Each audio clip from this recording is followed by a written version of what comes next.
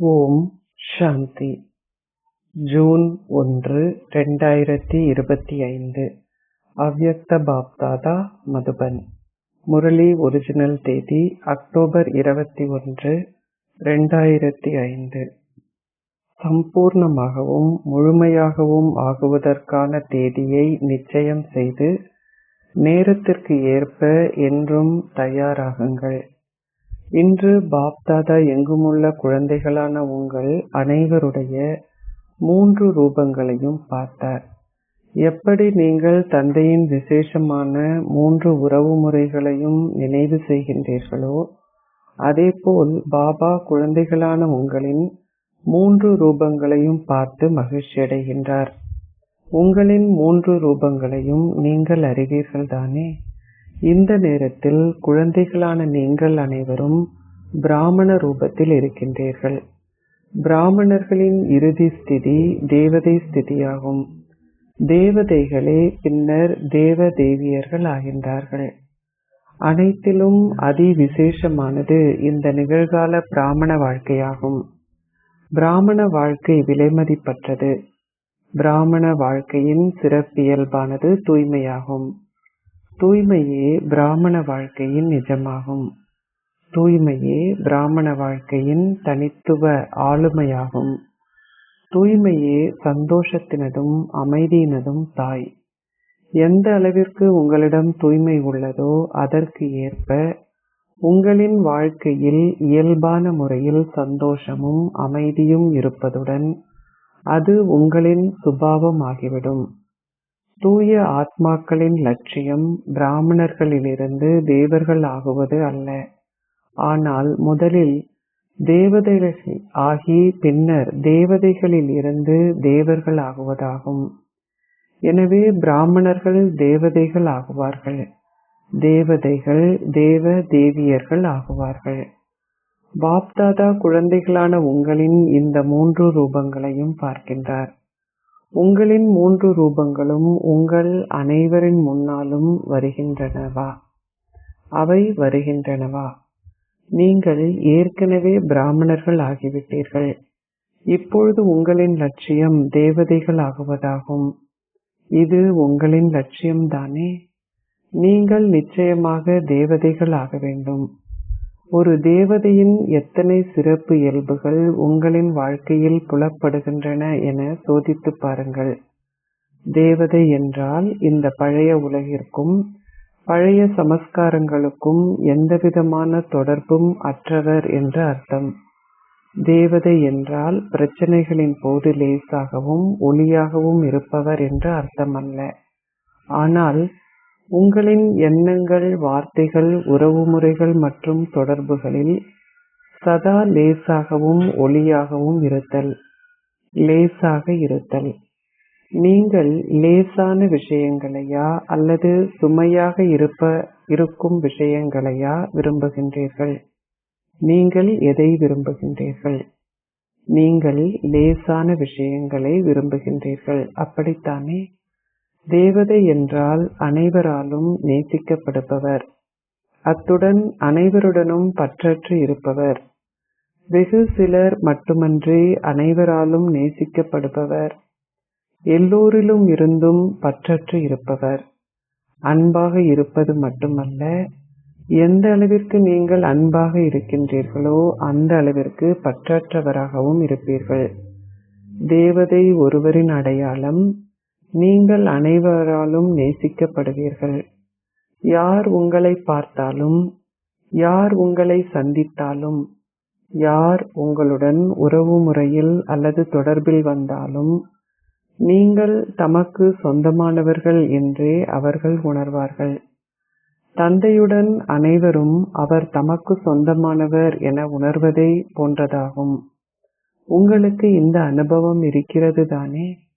அதேபோல் ஒரு தேவதை என்றால் அனைவரும் உங்களை தமக்கு சொந்தமாக உணர்வார்கள். சொந்தமான உணர்வு இருக்க வேண்டும். ஏனென்றால் நீங்கள் லேசாக இருக்கும் பொழுது இந்த லேசான தன்மை உங்களை அனைவராலும் நேசிக்கச் செய்கிறது.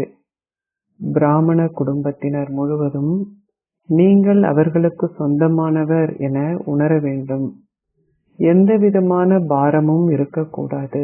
ஏனென்றால் ஒரு தேவதை என்றால் லேசாகவும் ஒளியாகவும் இருப்பவர் என்று அர்த்தம். ஒரு தேவதை என்றால் எண்ணங்கள், வார்த்தைகள், செயல்கள், உறவு முறைகள் மற்றும் தொடர்புகளில் எல்லையற்றவர் என்று அர்த்தம். எந்தவிதமான எல்லைகளும் இருக்கக்கூடாது. அனைவரும் என்னுடையவர்கள். நான் அனைவருக்கும் சொந்தமானவன். எங்கே சொந்தமென்ற மகத்தான உணர்வு இருக்கிறதோ அங்கே லேசான தன்மை காணப்படும். சமஸ்காரங்களிலும் லேசான தன்மை காணப்படும். எனவே நீங்கள் எத்தனை சதவிகிதம் தேவதை ஸ்திதியை அடைந்து விட்டீர்கள் என சோதித்து பாருங்கள். எப்படி சோதிப்பது என உங்களுக்கு தெரியுமா? நீங்கள் சோதிப்பவர்கள் ஆகியுள்ளீர்கள். நீங்கள் செய்பவர்களும் ஆக வேண்டும். பாராட்டுகள். பாப்தாதாவின் தூய ஆசை என்னவென்றால், இப்பொழுது காலத்தை பார்க்கும் பொழுது தங்களை மகாரத்திகள் என கருதுபவர்கள் 95% ஸ்திதியை கொண்டிருக்க வேண்டும். அது அப்படித்தானே இருக்க வேண்டும். ஒருவர் தான் 98% கொண்டிருப்பார் என கூறினார். பாராட்டுகள். ஒரு குலாப் ஜாமுன் சாப்பிடுங்கள். ஏனென்றால் நீங்கள் நிச்சயமாக அப்படி ஆக வேண்டும் என்பதை உங்களால் பார்க்க முடியும். அத்துடன் உங்களுக்கும் அது தெரியும். நீங்கள் அப்படி ஆகுவீர்கள் என்பதல்ல, நீங்கள் அப்படி ஆக வேண்டும். நான் அப்படி ஆகுவேன், அது நடக்கும், அதை பற்றி பார்ப்போம், நான் முயற்சி செய்கின்றேன். இப்பொழுது இந்த மொழியை மாற்றுங்கள். உங்களிடம் என்ன எண்ணங்கள் உள்ளனவோ அதில் எத்தனை சதவிகிதம் நம்பிக்கையும் வெற்றியும் உள்ளன என சோதித்து பாருங்கள். இப்பொழுது உங்களின் சோதனையின் வேகத்தை தீவிரமாக்குங்கள். அனைத்திற்கும் முதலில் சோதித்து பின்னர் செயல்படுங்கள். உங்களுக்குள் என்ன எண்ணங்கள் ஏற்பட்டாலும், எத்தகைய வார்த்தைகளை பேசினாலும், உங்களின் உறவு முறைகளிலும் தொடர்புகளிலும் என்ன நடந்தாலும் அது ஓகே என்பதாக இருக்கக்கூடாது. இல்லை. VVIPகளுக்கு எவ்வளவு சோதனைகளை செய்வார்கள் என்பதை நீங்கள் அறிவீர்கள் தானே. அனைத்திற்கும் முதலில் சோதித்த பின்னரே அவர்கள் அதில் அடியெடுத்து வைப்பார்கள். எனவே இப்பொழுது 2 மணி நேரத்தின் பின்னர் அல்லது 4 மணி நேரத்தின் பின்னர் சோதிப்பதாக இருக்கக்கூடாது. முதலில் சோதித்து பின்னர் ஓரடி எடுத்து வையுங்கள். ஏனென்றால் நீங்களே இந்த உலக நாடகத்தின் VVIP.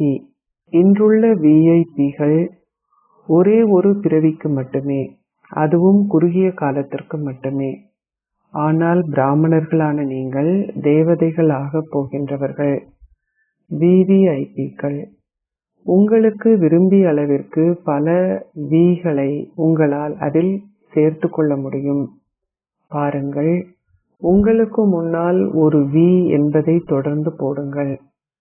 வழிபடப்படுகின்ற உங்களின் சொந்த விக்கிரகங்களை நீங்கள் பார்த்திருப்பீர்கள். ஓகே, நீங்கள் ஆலயங்களை பார்த்திருக்காமல் இருக்கலாம், ஆனால் நீங்கள் புகைப்படங்களில் பார்த்திருப்பீர்கள். இப்பொழுதும் அவற்றுக்கு அதிகளவு மதிப்பு உள்ளது. அவர்கள் பெரிய பெரிய ஆலயங்களை கட்டுகிறார்கள். ஆனால் உங்களின் படங்களோ 3 அடி மட்டுமே. எனவே உங்களுக்கு அதிக அளவு மதிப்பு உள்ளது. உங்களின் உயிரற்ற விக்கிரகங்களுக்கும் மதிப்பு வழங்கப்படுகிறது. அவை மதிக்கப்படுகின்றன அல்லவா?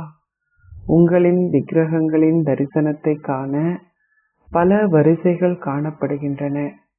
நீங்கள் இத்தகைய உயிர் வாழும் VVIPகள்.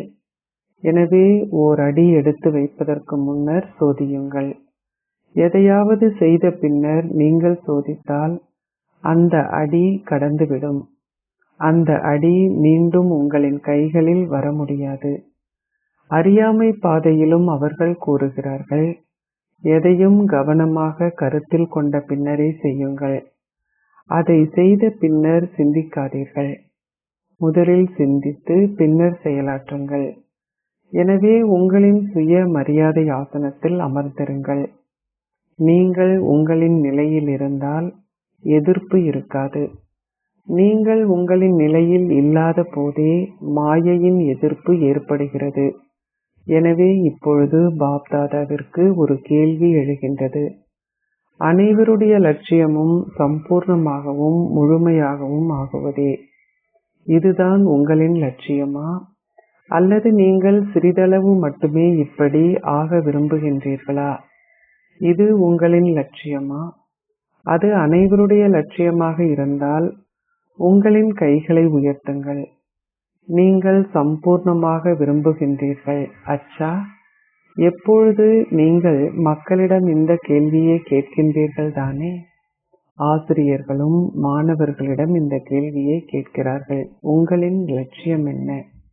எனவே இன்று பாப்தாதா குறிப்பாக ஆசிரியர்களான உங்களிடம் கேட்கின்றார்.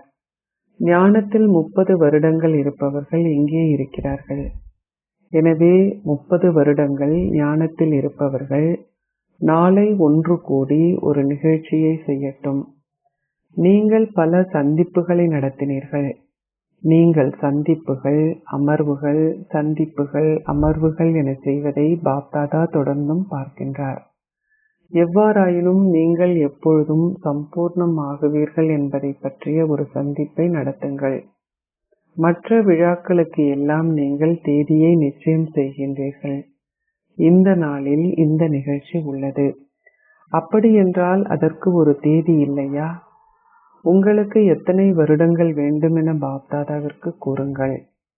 ஏன் பாப்தாதா ஏன் இதை உங்களிடம் கேட்கின்றார்?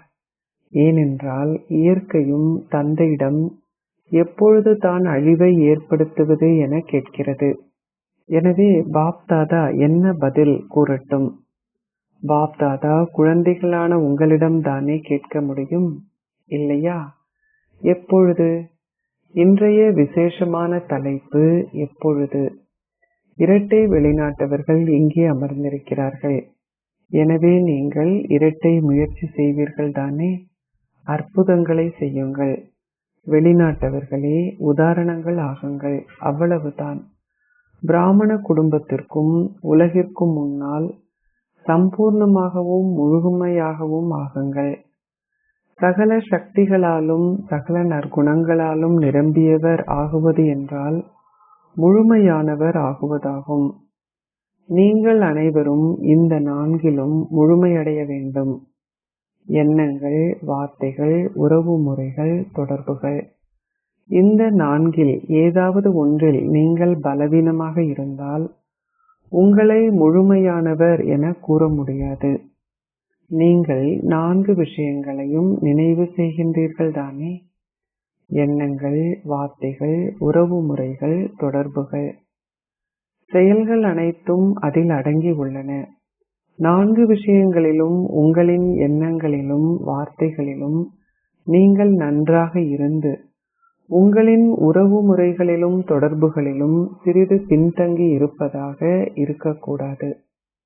நீங்கள் யாருக்கு முன்னால் சென்றாலும், யாருடன் உங்களுக்கு தொடர்பு இருந்தாலும், நீங்கள் தமக்கு சொந்தமானவர்கள் என்பதை அவர்கள் அனுபவம் செய்ய வேண்டும். உங்களுக்கு சொந்தமான ஒருவரின் மீது நீங்கள் உரிமையுடன் நடந்து கொள்வீர்கள். மற்றவர்களுடன் அந்த அளவு லேசான தன்மை இருக்காது. அவர்களுடன் நீங்கள் சிறிது பாரமாக உணர்வீர்கள். ஆனால் உங்களுக்கு சொந்தமென உணர்பவர்களுடன் லேசான தன்மை காணப்படும். அதனால் அனைவருடனும் லேசாக இருங்கள். உங்களின் சொந்த பிராந்தியத்தில் அல்லது உங்களின் சொந்த நிலையத்தை சார்ந்தவர்களுடன் மட்டும் நீங்கள் லேசாக இருப்பதாக இருக்கக்கூடாது. இல்லை, உங்களின் சொந்த பிராந்தியத்தில் அல்லது உங்களின் சொந்த நிலையத்தில் மட்டும் நீங்கள் லேசாக இருந்தால் எப்படி உங்களால் உலகத்திற்கே ராஜா ஆக முடியும்? உங்களால் உலக உபகாரி ஆகவும் முடியாது. உலகத்திற்கே ராஜா ஆகவும் முடியாது. ராஜா என்றால் சிம்மாசனத்தில் அமர்பவர் என்று மட்டும் அர்த்தமல்ல. ஓர் ராஜ்யத்தில் அதன் அரச குடும்பத்திற்கும் ராஜ்ய உரிமை உள்ளது. எனவே எப்பொழுது என்ற கேள்விக்கு நீங்கள் பதில் சொல்வீர்கள் தானே? நீங்கள் சந்திப்பை செய்வீர்களா சந்தித்து இதை முடிவு செய்யுங்கள். இது ஓகேயா? அச்சா, நீங்கள் அனைவரும் நன்றாக இருக்கின்றீர்களா? இதை செய்ய வேண்டும், நிச்சயமாக இப்படி ஆக வேண்டும் என்ற உற்சாகம் உங்களுக்குள் இருக்கிறதா? பாப்தாதா உங்களுக்கு ஊக்கத்தையும் உற்சாகத்தையும் வழங்குகின்றார். உங்களிடம் ஊக்கமும் உற்சாகமும் இருப்பதை மாயா பார்க்கும் பொழுது அவள் எதையாவது செய்வாள். ஏனென்றால் அவளின் இறுதி கணங்களும் இப்பொழுது நெருங்கி வருகின்றன. அதனால் அவள் தனது ஆயுதங்கள் அனைத்தையும் பயன்படுத்தி உங்களுக்கு எப்படிப்பட்ட பராமரிப்பை கொடுப்பாள் என்றால், உங்களுக்கு அது மாயையின் பராமரிப்பா, அல்லது அவை மாயையின் வழிகாட்டல்களா, அல்லது தந்தையின் வழிகாட்டல்களா என்று தெரியாமல் இருக்கும். நீங்கள் அவற்றை கலந்து விடுவீர்கள். நீங்கள் தேவதைகள் ஆகுவதிலும் உங்களின் முயற்சிகளிலும் உள்ள பிரதானமான தடை என்னவென்றால் பொதுவான 2 வார்த்தைகளாகும். அவை கடினமானவை அல்ல. அனைவரும் அவற்றை அடிக்கடி பயன்படுத்துகிறார்கள். அவை என்ன? நான் மற்றும் எனது. இதற்கான மிக இலகுவான வழிமுறை ஒன்றை பாப்தாதா முன்னரும் உங்களுக்கு கூறியுள்ளார். இந்த நான் மற்றும் எனது என்பவற்றை மாற்றுங்கள். உங்களுக்கு அது நினைவிருக்கிறதா? பாருங்கள், நான் என்ற வார்த்தையை நீங்கள் பயன்படுத்தும் பொழுது அந்த நேரத்தில் நான் ஓர் ஆத்மா என்பதை உங்களுக்கு முன்னால் கொண்டு வாருங்கள். நான் என்ற வார்த்தையை நீங்கள் கூறிய உடனேயே ஆத்மாவின் ரூபத்தை உங்களின் முன்னால் கொண்டு வாருங்கள். வெறுமனே நான் என்ற வார்த்தையை பயன்படுத்துங்கள்.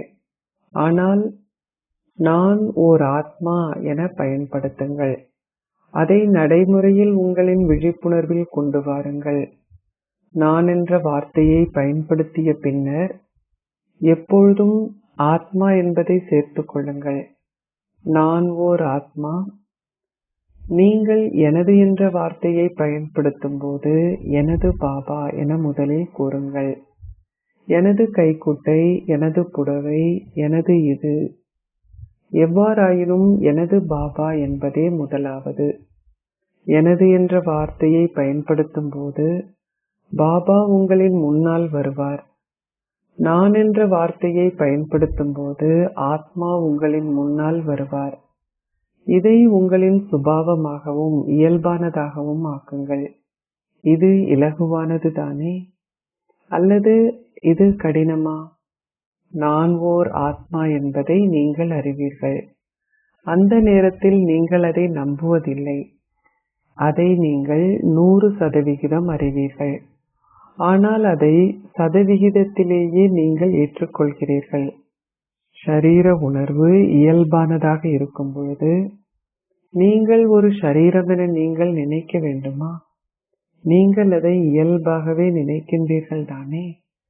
அதனால் நான் என்ற வார்த்தை உங்களின் உதடுகளை அடையும் முன்னர் உங்களின் எண்ணங்களில் தோன்றுகின்றது தானே?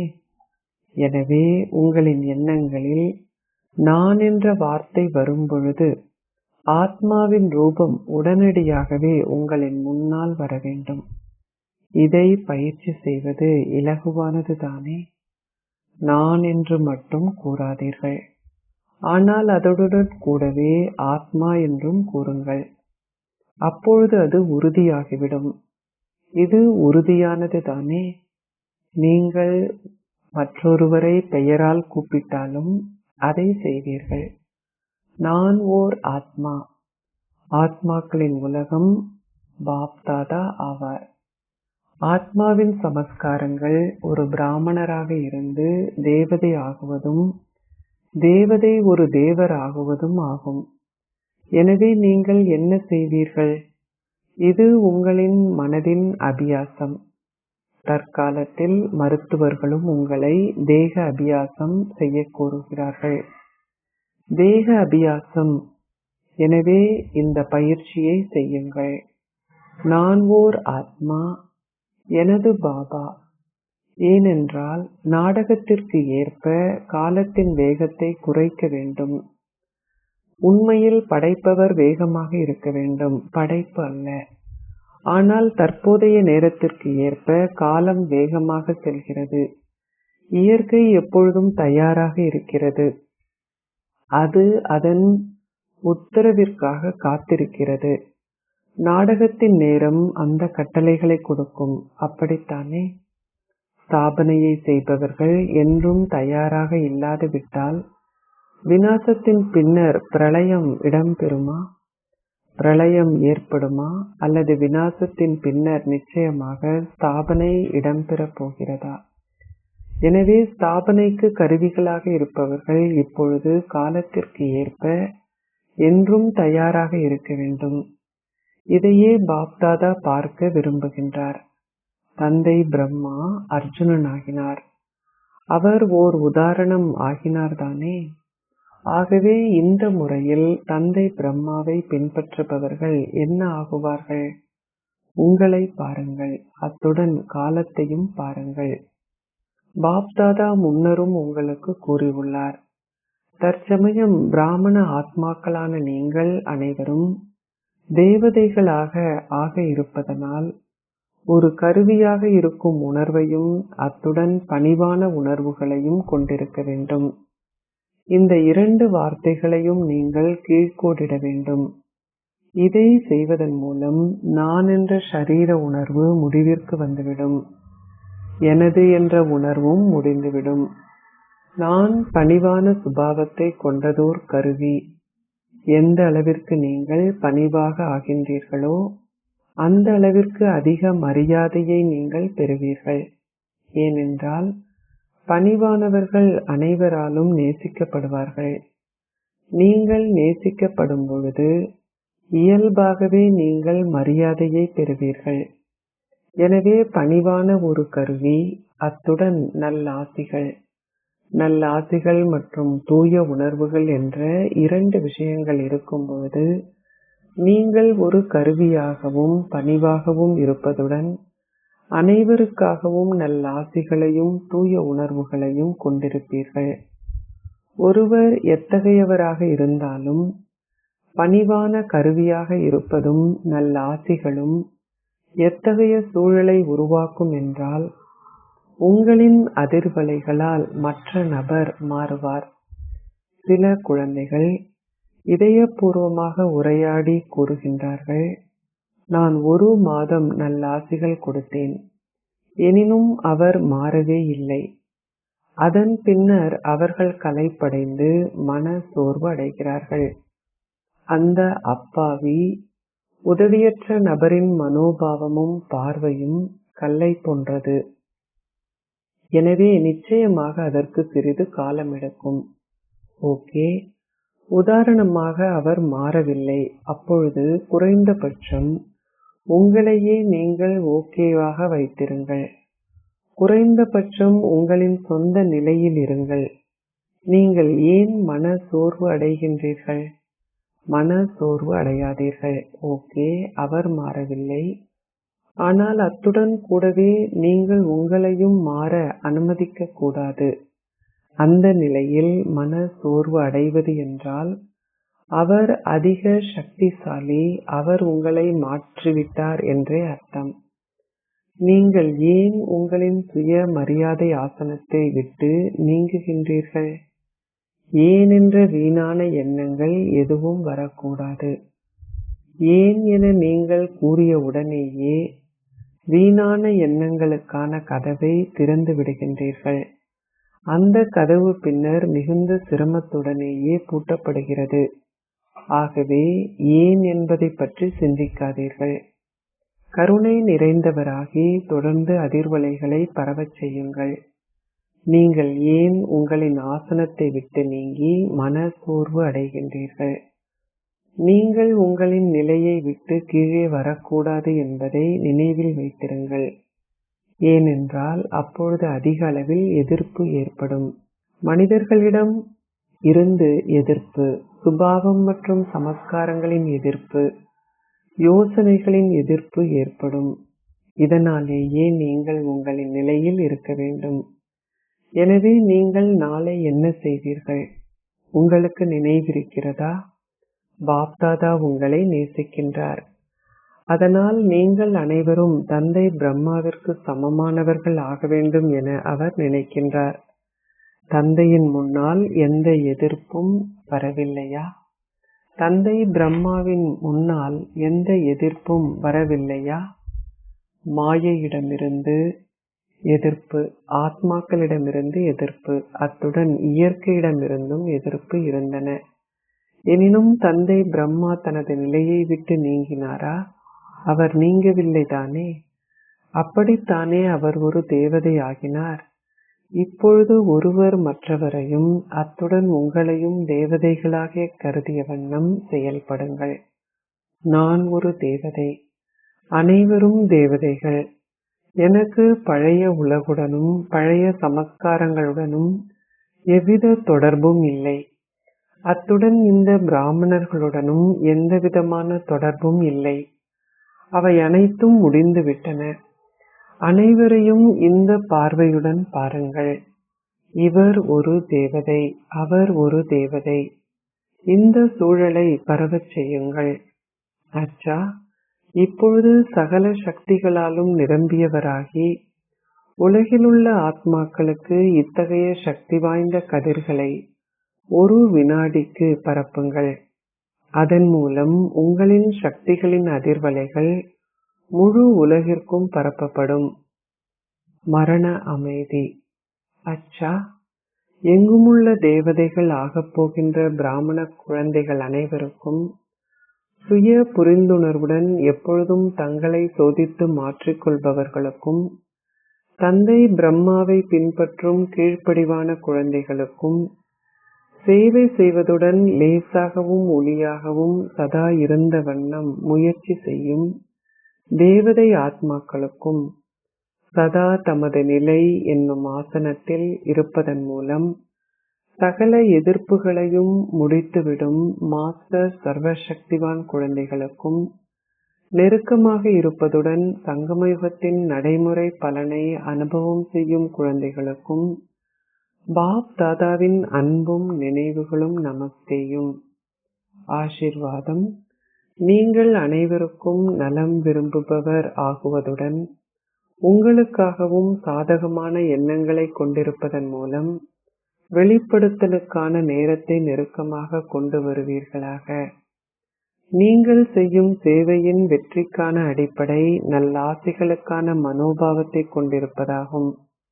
ஏனென்றால் உங்களின் இந்த மனோபாவம் மற்றவர்கள் அதை கிரகிப்பதற்கும் மேலும் அறிந்து கொள்வதற்குமான சக்தியை அதிகரிக்கும். இந்த முறையில் வார்த்தைகளால் சேவை செய்வது இலகுவாக வெற்றி நிறைந்தவராக்கும். தனக்காக சாதகமான எண்ணங்களை கொண்டிருக்கும் ஓர் ஆத்மா எப்பொழுதும் மாயையால் பாதிக்கப்படாதவராக இருப்பார். அத்துடன் எவரின் பலவீனங்களை கிரகிப்பதிலிருந்து அல்லது எவரால் அல்லது எந்தவோர் உடைமையால் கவரப்படுவதிலிருந்தும் பாதுகாப்பாக இருப்பார். நீங்கள் இந்த 2 ஆசீர்வாதங்களையும் உங்களின் நடைமுறை வாழ்க்கையில் கடைபிடிக்கும் பொழுது வெளிப்படுத்துகைக்கான நேரம் வந்துவிடும். ஸ்லோகம். உங்களின் எண்ணங்களையும் அர்ப்பணியுங்கள். பலவீனங்கள் அனைத்தும் இயல்பாகவே உங்களை விட்டு நீங்கிவிடும். அவ்யக்த இஷாரா. ஆத்ம உணர்வு ஸ்திதியில் இருப்பதை பயிற்சி செய்யுங்கள். அகநோக்கில் இருங்கள். இறைவனின் அன்பை அனுபவம் செய்வதற்கு அகநோக்கில் இருக்கின்ற உங்களின் ஷரீரத்தில் இருந்து பற்றற்று இருக்கின்ற பயிற்சியை அதிகரித்து ஆத்ம உணர்வு ஸ்திதியில் ஸ்திரமாக இருங்கள். சதா அகநோக்கு குகையில் இருங்கள். நீங்கள் தொடர்ந்து இந்த பழைய உலகின் சூழலுக்கு அப்பால் செல்வீர்கள். நீங்கள் சூழலால் பாதிக்கப்பட மாட்டீர்கள். ஓம் சாந்தி.